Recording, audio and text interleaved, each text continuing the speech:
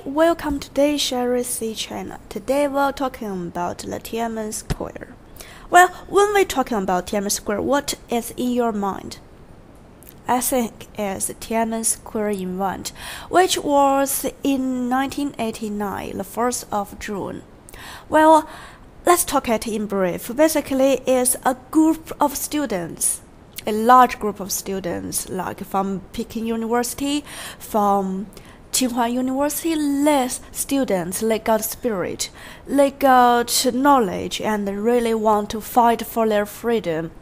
They are not satisfied with the current political atmosphere at that time, so they went to the Tiananmen Square and sat there to try to fight and try to talk to the leaders of that government.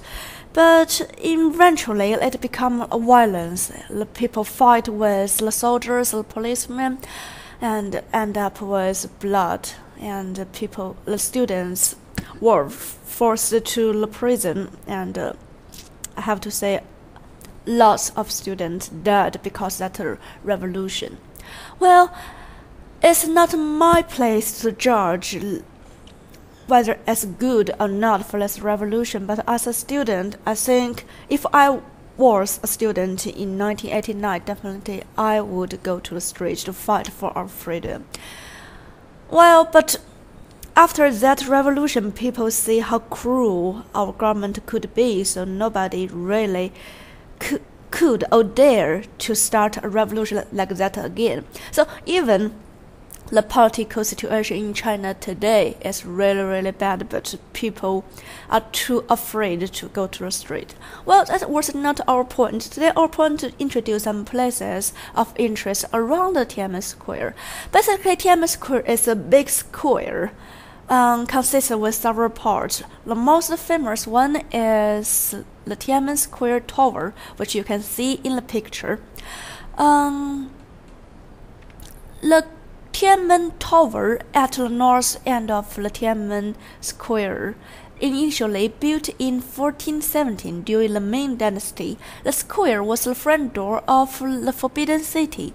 The most important use of it in the past was to declare in a big ceremony to count people who became the empire and who became the empress. So basically, in the ancient time, when an old empire died and the new empire come into power, the people would go to the Tiananmen Square and look up to the tower, and one official would come and talk to the people like, "We got a new empire, God bless him," something like that. So this is basically used. Back to 1949, when the new China founded on the 1st of October, Chairman Mao, our dear Chairman Mao, went up to the Tiananmen Tower and speak to the whole universe that the new China has founded since now. Okay, so basically this is the use of Tiananmen Tower. Today, if you spend like around 2 yuan, it's really cheap. You can go up to the Tiananmen Tower and see, well, the Beijing city is really gorgeous. So if you went to Tiananmen Square, you can wait in line and buy a ticket to go up. It's really beautiful. Until 1911, when the last kingdom was over, no one could enter the tower except for the royal family. So, well, like today, we can go. Another interesting place is the monument for people's hero. See, during the history of China, a lot of people died during the war against Japan or the civil war within China. So people call it the people's heroes. There is a granite monument to the people's hero. It's just the center of the square. Built in 1952, it is the largest monument in Chinese history. The people's hero are immortal, written by Chairman Mao, is engraved on the monument. 8 unusually large relief sculptures showed the development of Chinese modern history.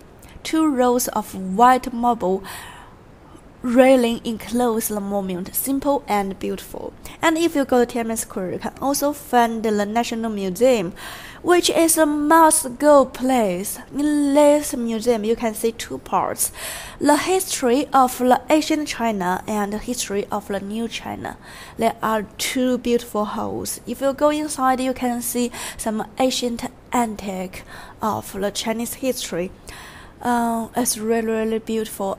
If you go there, you can know more about the Chinese history, which has 5,000 years long. So that's all for today. Share See China. Hope you got a chance to go to China and to see these places of interest. They are really, really gorgeous. See you next time. I hope to see you soon in Beijing. Bye.